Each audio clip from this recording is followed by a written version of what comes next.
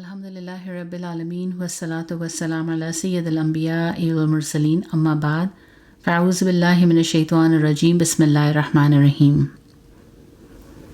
سورہ بقرہ کے ترجمہ تفسیر کا سلسلہ جاری ہے اور الحمدللہ ہم نے اب تک 34 آیتیں مکمل کر لی ہیں۔ پچھلے پروگرام میں ہم نے آیت نمبر 30 سے 34 رکھا تھا، جس میں حضرت آدم علیہ السلام کی خلافت کا ذکر تھا کہ اللہ تعالیٰ نے سب سے پہلے جس کو اپنا خلیفہ بنا کر بھیجا وہ حضرت آدم علیہ السلام ہے۔ پھر اس کے بعد حکم دیا کہ حضرت آدم علیہ السلام کو سجدہ کرو، جس پر شیطان مردود نے انکار کیا، تکبر کیا، اللہ سے اعتراض کر بیٹھا۔ تو یہاں تک الحمدللہ ہم نے اپنی آیتیں مکمل کر لی۔ آج سورہ بقرہ کی آیت نمبر 35 سے شروع کرنے جا رہے ہیں۔ تو سب سے پہلے آیت پڑھیں گے، پھر ترجمہ، پھر تفسیر۔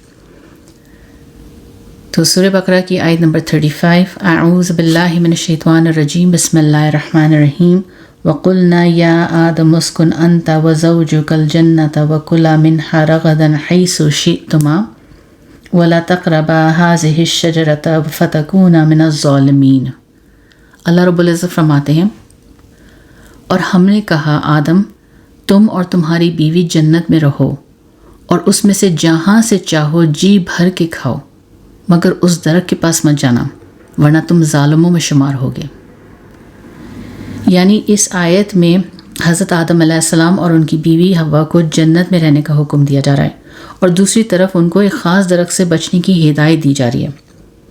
اور یہ جو واقعہ پیش آیا ہے، جب فرشتوں سے حکم دیا تھا کہ سجدہ کرو، یہ اس کے بعد کا واقعہ ہے۔ تو اللہ رب العزت نے ان کو کھلا کھانے پینے کا اختیار دے دیا تھا، اور لیکن اس درخت کے پاس جانے کے لیے اہتمام کے ساتھ اس سے بچنے کا حکم دیا۔ اب وہ درخت جس سے منع فرمایا تھا جانے کے لیے، وہ درخت کس چیز کا درخت تھا؟ تو اس سے ہمیں کوئی خاص ثبوت حاصل نہیں ہے نبی پاک صلی اللہ علیہ وسلم کی کسی بھی اس سے، لیکن حضرت ابن عباس رضی اللہ تعالیٰ عنہ اور دیگر صحابہ سے منقول ہے کہ یہ گیہوں کا درخت تھا، اور حضرت ابن مسعود رضی اللہ تعالیٰ عنہ سے انگور کا درخت جو ہے وہ منقول ہے، اور ایک قول یہ بھی ہے کہ کھجور کا درخت تھا۔ لیکن صحیح علم اللہ ہی کو ہے، اللہ ہی جانتا ہے کہ وہ کون سا درخت ہے، یعنی ہمیں کوئی یقینی علم نہیں ہے، اور اس کے جاننے پر کوئی حکم شرعی موقوف نہیں۔ تو یہ تھا آیت نمبر 35۔ اب آیت نمبر 36۔ فَأَزَّلَّهُمَا الشَّيْطَانُ عَنْهَا فَأَخْرَجَهُمَا مِمَّا كَانَ فِيهِ وَقُلْنَا اهْبِطُوا بَعْضُكُمْ لِبَعْضٍ عَدُوٌّ وَلَكُمْ فِي الْأَرْضِ مُسْتَقَرٌّ وَمَتَاعٌ إِلَىٰ حِینٍ۔ اللہ رب العزت فرماتے ہیں، پھر ہوا یہ کہ شیطان نے ان دونوں کو وہاں سے ڈگمگا دیا، اور جس عیش میں وہ تھے اس سے انہیں نکال کر رہا، اور ہم نے آدم، ان کی بیوی اور ابلیس سے کہا، اب تم سب یہاں سے اتر جاؤ، تم ایک دوسرے کے دشمن ہوگے، اور تمہارے لیے ایک مدت تک زمین پر ٹھہرنا اور فائدہ اٹھانا طے کر دیا گیا ہے۔ تو یہ آیت نمبر 36 کا ترجمہ ہے۔ اس آیت میں شیطان نے حضرت آدم علیہ السلام کو حوا کو بہکانے کا اور پھر اس پر جنت سے نکالے جانے کا واقعہ موجود ہے۔ اللہ رب العزت نے آدم علیہ السلام سے فرمایا تھا کہ دیکھو یہ شیطان تمہارا دشمن ہے، تم دونوں کو جنت سے نکال دینے کا ذریعہ نہ بن جائے۔ اور پھر ادھر شیطان نے بھی دشمنی کی ٹھان لی تھی، اور وہ اس طاق میں رہا کہ ان کو کسی طرح جنت سے نکلواؤں اور یہاں کی نعمتوں سے محروم کر دوں۔ اسے یہ معلوم تھا کہ ان کو ایک درخت سے جانے کے لیے منع فرمایا گیا، اور یہی منع فرمانا نکالے جانے کا سبب بنے گا۔ اب شیطان نے ایسا کیا کہہ دیا کہ حضرت آدم علیہ السلام شیطان کی باتوں میں آ گئے؟ تو اس نے حضرت آدم علیہ السلام سے کہا کہ دیکھو تم کو اس درخت کے کھانے سے اس لیے روکا جا رہا ہے کیونکہ جو کوئی شخص اس درخت میں سے کھائے گا وہ ہمیشہ جنت میں رہے گا، وہ ہمیشہ جوان رہے گا، وہ ہمیشہ زندہ رہے گا۔ بہرحال شیطان کے سمجھانے اور قسم کھانے سے دونوں نے اس درخت سے کھا لیا جس سے منع فرمایا تھا، اور اس درخت سے بس چکھنا ہی تھا کہ جنت کے کپڑے ان کے جسم سے جدا ہو گئے، دونوں کی شرم کی جگہیں ایک دوسرے کے سامنے ظاہر ہو گئیں۔ پھر ان دونوں نے جنت کے پتے جوڑ جوڑ کر جسم کو ڈھکنے لگے، اور اس کا ذکر سورہ اعراف میں بھی ہے، سورہ طٰہٰ میں موجود ہے۔ اور پھر اس پر اللہ رب العزت نے انہیں پکار کر فرمایا کہ کیا میں نے تم کو اس درخت سے منع نہ کیا تھا، اور کیا میں نے یہ نہ کہا تھا کہ بلا شبہ شیطان تمہارا کھلا دشمن ہے؟ دونوں نے پھر اپنے اپنے گناہوں کا اقرار کیا مغفرت طلب کرنے کے لیے، اس کا بھی ذکر ہمارے سورہ اعراف میں موجود ہے۔ اچھا، یہاں پہ ایک سوال پیدا ہوتا ہے۔ ہو سکتا ہے کہ آپ میں سے کسی کے ذہن میں یہ سوال آیا ہو کہ جب شیطان کو سجدے سے انکار کرنے کی بنا پر پہلے ہی مردود کر کے جنت سے نکال دیا گیا تھا، تو یہ آدم علیہ السلام اور حوا کو بہکانے کے لیے جنت میں کیسے پہنچ گیا؟ تو مفسرین لکھتے ہیں کہ دل میں وسوسہ اور گمان ڈالا گیا، اور دوسرا یہ کہ اس کا وہاں رہنا اور داخل ہونا یہ تو منع فرما دیا گیا تھا، مگر سختی سے ممانعت نہیں ہوئی تھی کہ بالکل ہی داخل نہ ہو سکے۔ اور دوسری طرف آدم علیہ السلام کا جو امتحان لینا مقصد تھا، اس لیے وسوسے کے لیے داخلے کا موقع دیا گیا تھا تاکہ ان کا امتحان لیا جائے۔ بہرحال اس نے وسوسہ ڈالا، بہکایا، اور انہوں نے اس بات پر عمل کر لیا۔ اب جب درخت سے کھا لیا، وہ واقعہ پیش آ گیا، تو اللہ رب العزت نے فرمایا کہ تم یہاں سے اتر جاؤ، زمین میں جا کر ہو، اور وہاں تم میں بعض کے دشمن ہوں گے، اور زمین میں تم کو ٹھہرنا ہے، ایک زمانے تک نفع حاصل کرنا ہے، یعنی زمین میں رہنا ہے، تھوڑا بہت زمین میں رہ کر فائدہ اٹھانا ہے، اور پھر جب تمہارا وقت پورا ہو جائے گا تو پھر لوٹ کر آنا ہے۔ اور یہاں جو میں نے ابھی آیت پڑھی تھی، یہاں آیا تھا کہ قُلْ نَهْبِطُوا، کہ اللہ نے کیا فرمایا؟ تم اتر جاؤ، تم اتر جاؤ۔ اب اگر کوئی ترجمہ پڑھنے والا کوئی کوشش یہ کرے بغیر کسی عالم کی، کسی مفتی کے، مفسرین کی مدد کے بغیر، تو اس سے تو یہ لگے گا کہ اللہ نے تو آدم علیہ السلام کو اکیلے تنہا کہا کہ اتر جاؤ، یا پھر زیادہ سے زیادہ اماں حوا کو بھی کہا ہوگا کہ اتر جاؤ۔ کہنے کا میرا یہاں پہ مقصد یہ ہے کہ خود سے قرآن کو پڑھ کر سمجھنا بہت مشکل کام ہے۔ عربی میں یہاں پہ ایک چھوٹی سی بات رکھ رہی ہوں، ایک عام سی، کہ عربی میں 3 قسم کے الفاظ استعمال ہوتے ہیں۔ یا تو وہ واحد کے لیے ہوگا، یعنی کہ ایک تنہا انسان کے لیے، یا پھر وہ ورڈ استعمال ہوگا جو 2 لوگوں کو انڈیکیٹ کرے گا، یا پھر تیسرا ایسا ایک الفاظ استعمال کرے گا جس میں نہ ایک نہ 2 بلکہ کئی لوگ ہوں گے، یعنی کہ 2 سے زیادہ۔ اور اس کی پہچان کیسے ہوگی؟ اس کی پہچان صرف انہی کو ہوگی جنہوں نے صرف و نحو پڑھا ہوگا۔ تو بظاہر ایسا لگ رہا ہے کہ اللہ رب العزت نے فرمایا کہ اہبطوا، اتر جاؤ، ایسا لگ رہا ہے کسی ایک کو کہا جا رہا ہے، لیکن یہاں اہبطوا نہ ایک کے لیے نہ 2 کے لیے، بلکہ یہاں پر جمع کا لفظ استعمال کیا گیا ہے، یعنی کہ وہاں پہ 2 سے زیادہ لوگوں کو حکم دیا جا رہا ہے۔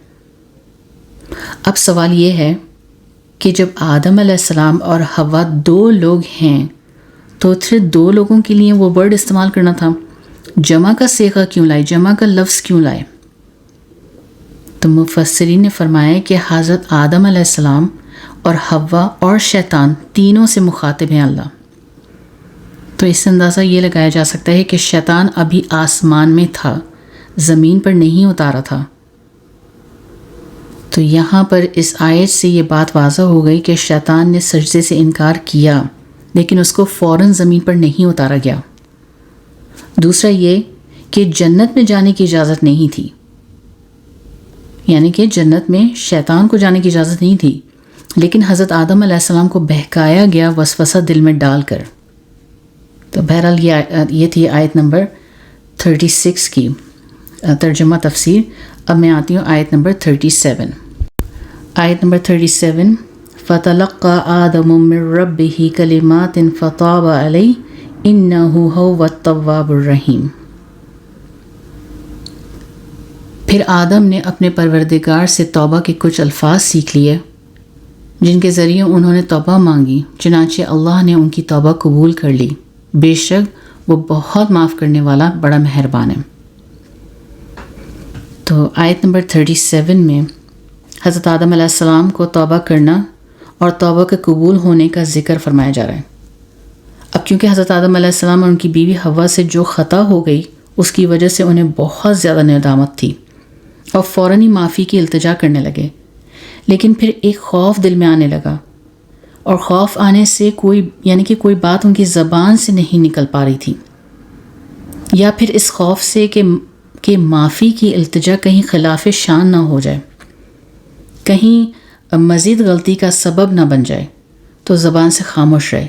لیکن اللہ رب العزت دلوں کی بات سے سمجھتے ہیں، دلوں کا حال جانتے ہیں، دلوں کے حال سے واقف ہیں اللہ رب العزت، اور رحیم اور کریم ہیں۔ یہ حالت دیکھ کر اللہ رب العزت کی طرف سے ان کو ایک چند الفاظ، ان کے چند کلمات ان کو بتائے گئے کہ ان کے ذریعے وہ توبہ کریں۔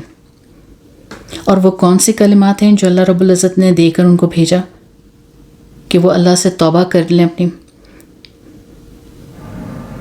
تو وہ الفاظ ہیں کہ ربنا ظلمنا انفسنا وان لم تغفر لنا وترحمنا لنکونن من الخاسرین، اور اس کا ترجمہ ہے کہ اے ہمارے رب، ہم نے اپنی جانوں پر ظلم کیا، اور اگر آپ نے ہماری مغفرت نہ فرمائی، ہم پر رحم نہ فرمایا، تو ہم ضرور خسارے والوں میں سے ہو جائیں گے۔ اور ایک اور روایت میں آیا ہے کہ حضرت ابن مسعود رضی اللہ تعالیٰ عنہ سے منقول ہے کہ جو الفاظ اللہ کی طرف سے القاء ہوئے وہ یہ تھے: سبحانک اللہم و بحمدک و تبارک اسمک و تعالی جدک و لا الہ الا انت ظلمت نفسی فاغفر لی انہ لا یغفر الذنوب الا انت۔ اور اس کا ترجمہ یہ ہے کہ اے اللہ، میں آپ کی پاکی بیان کرتا ہوں، آپ کا نام بابرکت ہے، آپ کی شان بلند ہے، اور آپ کے سوا کوئی معبود نہیں۔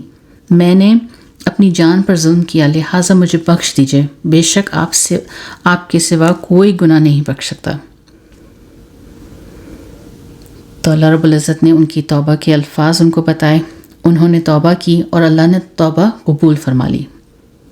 تو اس آیت میں جو لکھا ہے کہ کلماتن کا جو لفظ آیا ہے، تو اس سے مراد وہی کلمات ہیں جو ابھی ذکر کیا گیا ابھی، جیسے کہ ربنا ظلمنا، اور فتابہ کا جو لفظ آیا ہے اس آیت میں، تو اس سے مراد ہے تابہ، یعنی توبہ۔ اور جب توبہ کا ذکر آیا تو میں توبہ کی بات رکھنا چاہوں گی کہ توبہ 3 چیزوں کا مجموعہ ہے، 3 چیزوں کا مجموعہ، اور ان 3 چیزوں کا ہونا ضروری ہے۔ پہلا یہ کہ اپنے کیے ہوئے گناہ کو گناہ سمجھنا اور سمجھ کر اس پر نادم اور شرمندہ ہونا۔ دوسرا، اس گناہ کو بالکل چھوڑ دینا، اور تیسرا، آئندہ کے لیے دوبارہ نہ کرنے کا پختہ ارادہ کرنا۔ اب اگر ان تینوں چیزوں میں سے کوئی ایک بھی کی کوئی کمی ہو گئی تو وہ توبہ نہیں۔ تو اس سے معلوم یہ ہوتا ہے کہ محض زبان سے توبہ کے الفاظ بول دینا نجات کے لیے کافی نہیں، کہ جب تک تینوں چیزیں جمع نہ ہوں، یعنی جو کل کیا اس پر ندامت، آج اس کا ترک کرنا، اور مستقبل میں اس کے نہ کرنے کا عزم اور پختہ ارادہ کرنا۔ سورہ شعراء میں اللہ رب العزت فرماتے ہیں، جس کا ترجمہ ہے کہ اور اللہ وہ ہے کہ جو اپنے بندوں کی توبہ قبول فرماتا ہے، گناہوں کو معاف فرماتا ہے، اور جانتا ہے جو تم کرتے ہو۔ تو بہرحال حضرت آدم علیہ السلام نے حوا کی معافی اور مغفرت تو ہو گئی، اللہ نے ان کی توبہ تو قبول فرما دیا، لیکن جنت میں واپس نہیں بھیجا۔ کیوں؟ حالانکہ غلطی ہو گئی تھی، توبہ قبول ہو گئی تھی، معاف بھی فرما دیا تھا، پھر واپس جنت میں کیوں نہیں بھیجا؟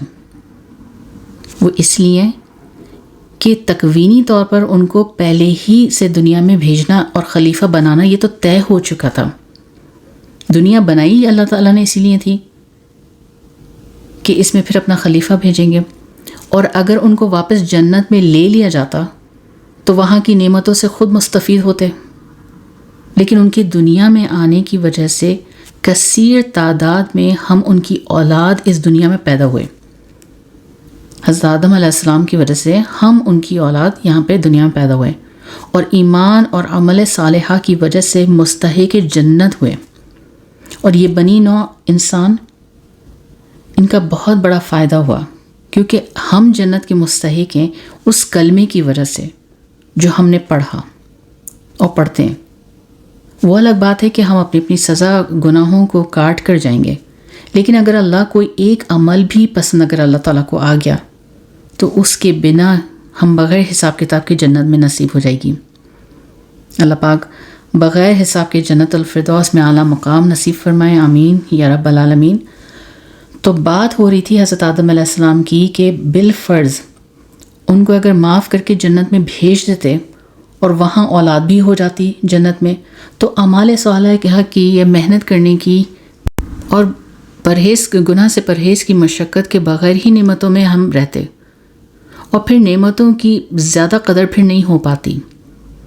جو اپنی محنت سے جو چیز حاصل ہو اور دکھ تکلیف کے بعد جو نعمتیں ملے، ان کا تو مزہ اور کیفیت ہی الگ ہوتا ہے. تو بہرحال یہ تھا آیت نمبر 37. اب 38 آیت کی طرف جاتے ہیں. تو سورہ بقرہ کی آیت نمبر 38. قُلْ نَهْبِطُوا مِنْهَا جَمِيعًا فَإِمَّا يَأْتِيَنَّكُم مِّنِّي هُدًى فَمَن تَبِعَ هُدَيَّ فَلَا خَوْفٌ عَلَيْهِمْ وَلَا هُمْ يَحْزَنُونَ. ہم نے کہا اب تم سب یہاں سے اتر جاؤ، پھر اگر میری طرف سے کوئی ہدایت تمہیں پہنچے تو جو لوگ میری ہدایت کی پیروی کریں گے ان کو نہ کوئی خوف ہوگا نہ کسی غم ہوگا میں مبتلا ہوگا. وَلَا هُمْ يَحْزَنُونَ، تو ان کو کوئی خوف اور غمگین نہیں ہوں گے. اہبتو، یہ جو ابھی لفظ آیا اہبتو اتر جاؤ، یہ پہلے کی بھی آیت میں آ چکا ہے، اس کے بارے میں ہم پورا بات کر چکے ہیں. تو پھر اس کو دوبارہ لانا اس آیت میں جو ہے، یعنی کہ پہلی آیت میں تو آ چکی ہے کہ بھئی اتر جاؤ. اب دوبارہ اہبتو کا دوبارہ اللہ کہہ رہا ہے اتر جاؤ، تو دوبارہ لانا اس آیت میں تاکید کے لیے آیا. اور کیونکہ میں نے ابھی 38 آیت پڑھی تو میں ساتھ میں اب 39 کو بھی پڑھ کے پھر میں ایک چھوٹا سا اس کا تفسیر رکھ دیتی ہوں. سورہ بقرہ کی آیت نمبر 39. وَالَّذِينَ كَفَرُوا وَكَذَّبُوا بِآيَاتِنَا أُولَٰئِكَ أَصْحَابُ النَّارِ هُمْ فِيهَا خَالِدُونَ. اور جو لوگ کفر کا ارتکاب کریں گے اور ہماری آیتوں کو جھٹلائیں گے وہ دوزخ والے لوگ ہیں جہاں وہ ہمیشہ رہیں گے. تو آیت نمبر 38 اور 39 میں ہدایت قبول کرنے والوں کے لیے انعام اور کافروں کے لیے دوزخ کا داخلے کا ذکر فرمایا. تو جنت سے زمین پر اترنے کا حکم آیا، اور اس سے پہلے بھی آیا تھا کہ جنت سے اتر جاؤ. اب جب پہلے ہی ذکر ہو چکا ہے کہ اتر جاؤ، اور اب دوبارہ فرمایا جا رہا ہے دوبارہ کہ اتر جاؤ، اب اس میں حکمت کیا ہے؟ دو دفعہ کہنے کا مطلب کیا ہے؟ تو یاد رکھیے گا کہ پہلی مرتبہ اترنے کا جب اللہ نے ذکر کیا تھا تو وہ بطور سزا کے آیا تھا. پہلی مرتبہ جو اہبتو کہا کہ اتر جاؤ، اس وقت وہ سزا کے طور پہ تھا. اب جب دوبارہ اترنے کا حکم دیا جا رہا ہے تو وہ ایک خاص مقصد یعنی خلافت الہیہ کی تکمیل کے لیے. یعنی پہلی مرتبہ حکم جو تھا وہ بطور سزا تھا کہ اتر جاؤ. دوسری مرتبہ جو حکم دیا جا رہا ہے وہ اعلان خلافت ہے، یعنی اب آدم علیہ السلام کا نزول زمین پر ایک حاکم، ایک خلیفے کی حیثیت سے ہو رہا ہے. اور اب یہ وہ ہونے جا رہا ہے جس کا ذکر آدم علیہ السلام کی تخلیق کے وقت فرشتوں سے کہا جا چکا تھا کہ زمین کے لیے ان کو خلیفہ بنانا ہے. یعنی اب سزا کے طور پر نہیں بلکہ حضرت آدم علیہ السلام کو کہا جا رہا ہے کہ اب زمین پر اتر جاؤ، سزا کے طور پر نہیں بلکہ خلیفہ کے طور پر. تو اسی کے ساتھ ہمارا چوتھا رکوع الحمدللہ ہمارا مکمل ہوا، اور اس کے بعد ہم انشاءاللہ ہم آگے پروگرام میں ہم 40ویں آیت سے شروع کریں گے. تو اللہ پاک ہمارا یہ سنانا اس کو قبول فرمائے، اور کوئی غلطی ہو گئی اللہ تعالیٰ معاف فرمائے، اور انشاءاللہ پھر ہم آگے اپنا پروگرام کریں گے. بارک اللہ لی و لکم فی القرآن العظیم. آمین یا رب العالمین.